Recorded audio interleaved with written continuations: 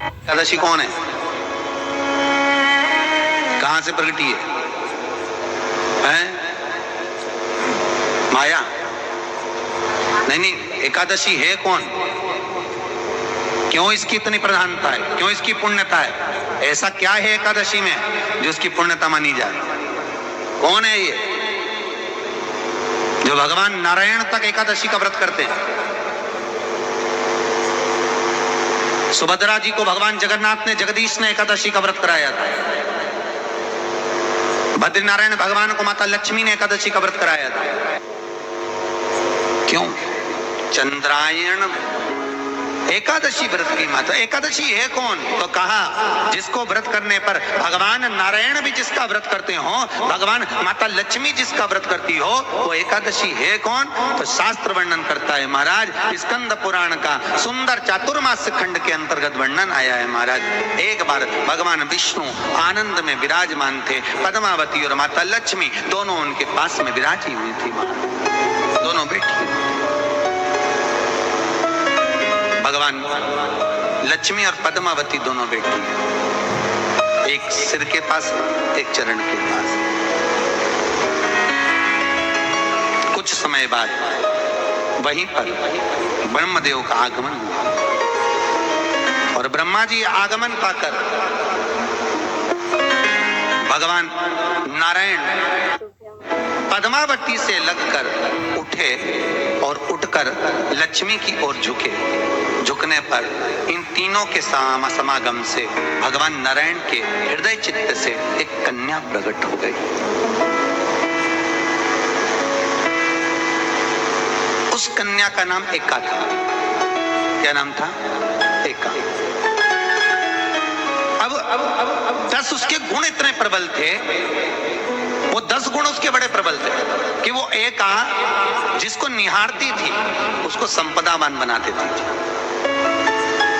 जिसको देख लेती थी उसके जीवन में वो आनंद की अनुभूतियां करा देती थी।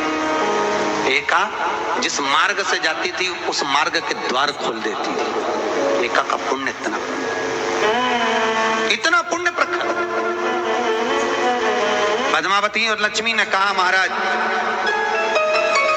ये बेटी आपके द्वारा निर्मित हुई है, इसका कन्यादान करना चाहिए। हमारे यहाँ हिंदू धर्म में रीति है, जिस दिन कन्यादान करा जाता है उस दिन व्रत रखा जाता है।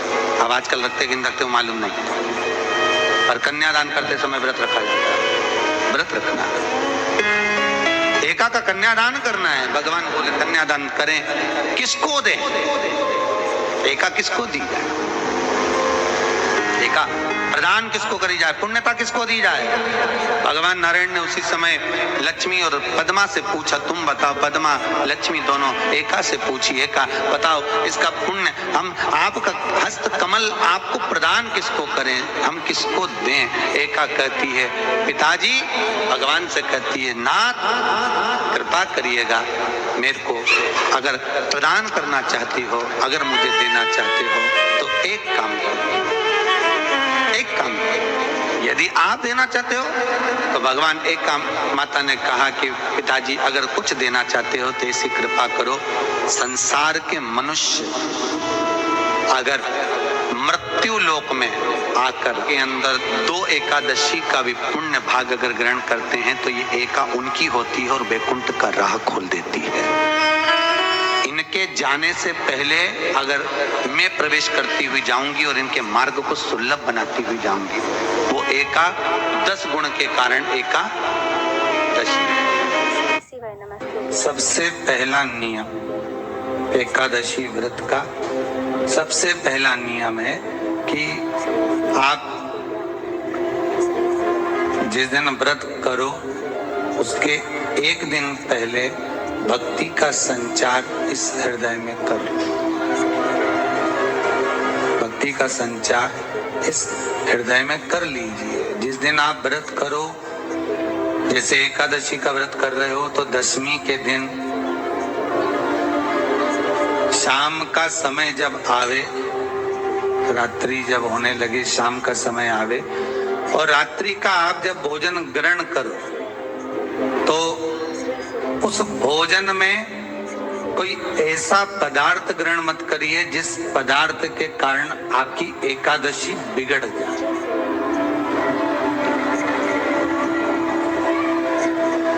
एकादशी का दूसरा नियम बहुत ध्यान से सुनिएगा।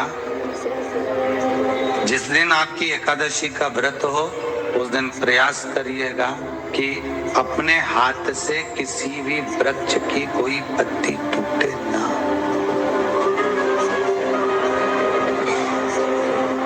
अपने हाथ से किसी भी वृक्ष की, पौधे की, किसी भी वृक्ष की पत्ती अपने हाथ से ना टूटे। बहुत ध्यान दीजिएगा महाराज। एकादशी का ये दूसरा नियम है कि अपने हाथ से किसी पौधे की, किसी वृक्ष की, किसी डाली की कोई पत्ती टूटे ना, कोई पत्ती ना टूटे, इसका प्रयास करिए। यहाँ पर तीसरे नंबर का जो, चौथे नंबर का जो उपाय बताया है, उपवास करने का जो नियम बताया, उसमें वर्णन किया एकादशी के दिन अगर आपका व्रत है तो आप भूलवश भी डब्बे में रखी हुई रोटी गाय को ना देते हुए कुछ थोड़ा सा फल, फलहार, कोई केला, कोई सेब, जो आप खाते हो, अंगूर, पपीता, जो आप ग्रहण कर रहे हो, उसका थोड़ा सा भाग आप गाय को प्रदान करो। आप गाय को दीजिए।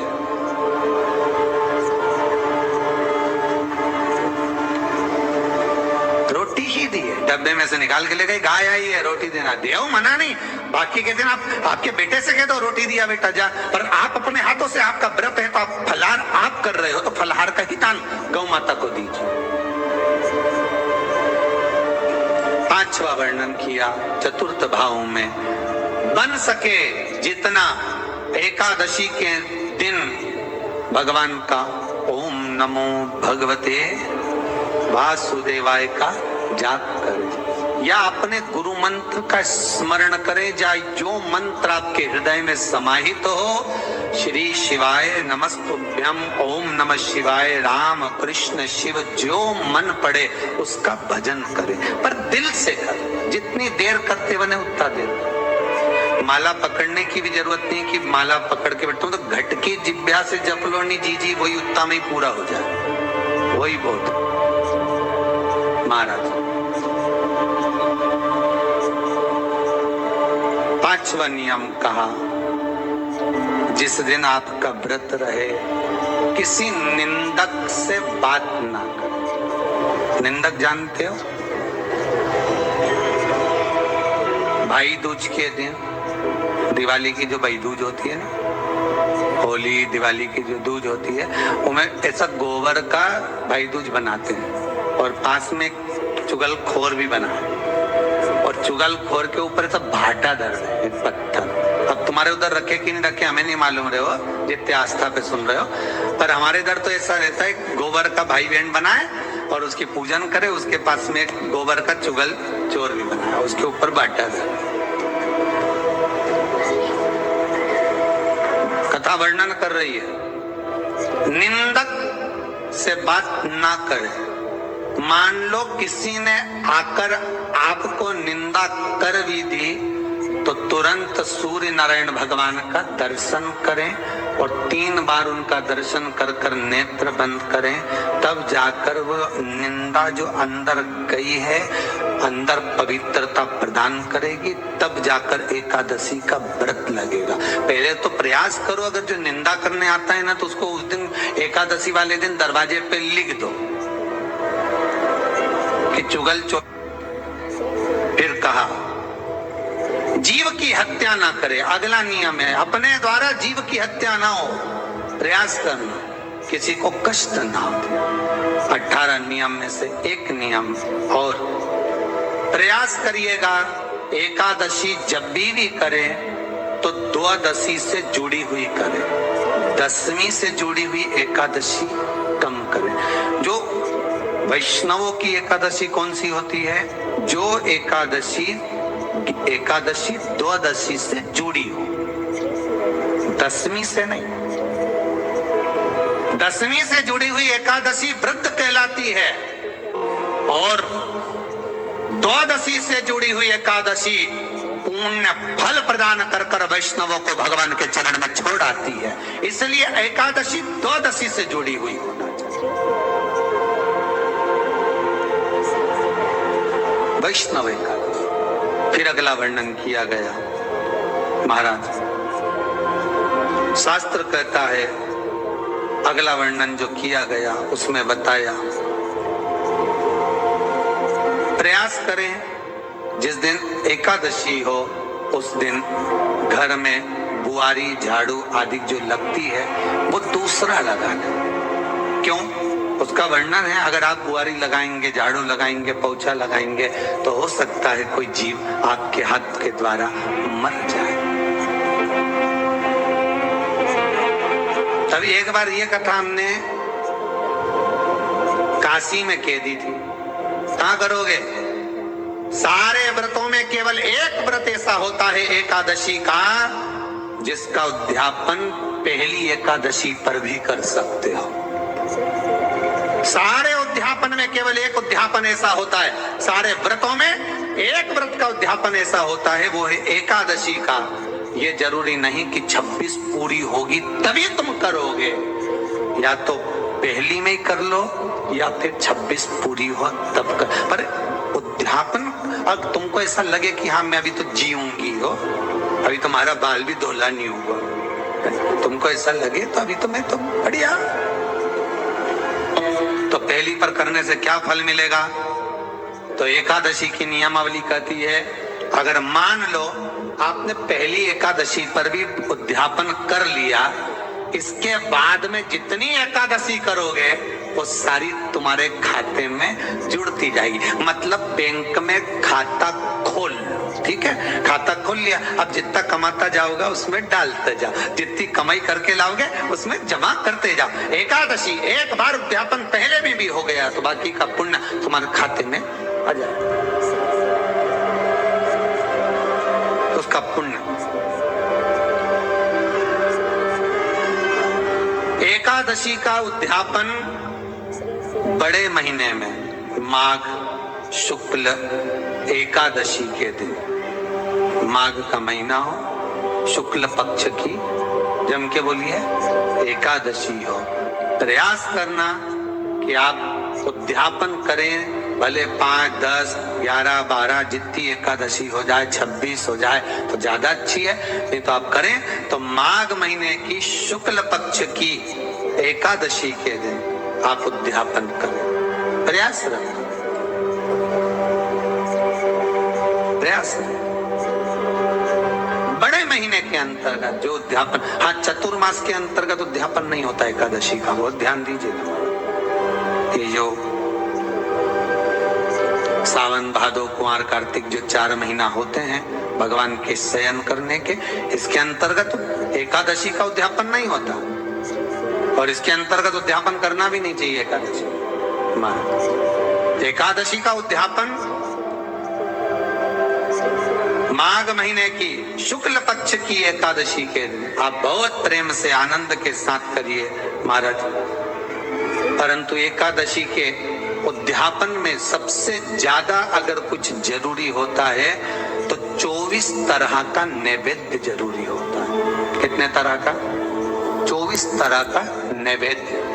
अब आप कहोगे गुरुजी उद्यापन हम कर रहे हैं एकादशी का, तो उसमें तो फलहार का हमें नैवेद्य बनाना चाहिए। तो फिर ये पुराण के अंतर्गत स्कंद पुराण में ये चीज लिखी है कि एकादशी का जब उद्यापन करते हैं तो 24 तरह का नैवेद्य बनाकर सिद्ध करते हैं। 24 तरह का नैवेद्य जान रख लेना, हलवा बना लो, खीर बना लो, पूड़ी बना लो, सब्जी बना लो, पकोड़ा बना लो, भजिया बना लो, ऐसे 24 तरह का नैवेद्य अलग अलग चाहिए। पर लोग क्या करते हैं, खोपरा पाक बनवा लेते हैं 1-2 किलो और 24 जगह रख देते हैं। स्वीकृत नहीं है। 24 तरह का नैवेद्य रखा जाता है। महाराज एकादशी के दिन